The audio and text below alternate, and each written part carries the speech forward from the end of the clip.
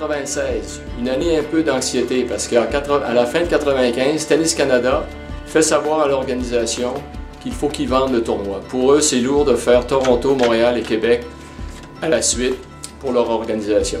Et donc, on se doit de chercher des actionnaires, des gens de Québec, des hommes d'affaires, femmes d'affaires, qui pourraient racheter le tournoi de Tennis Canada pour que le tournoi reste à Québec.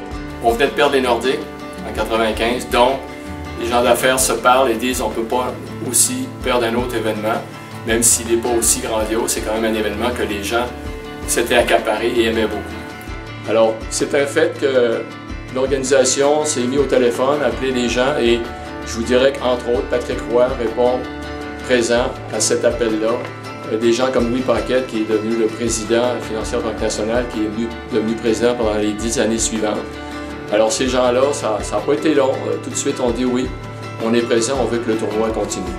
Alors donc, 1996, c'est une année importante dans l'histoire du Challenge Bay.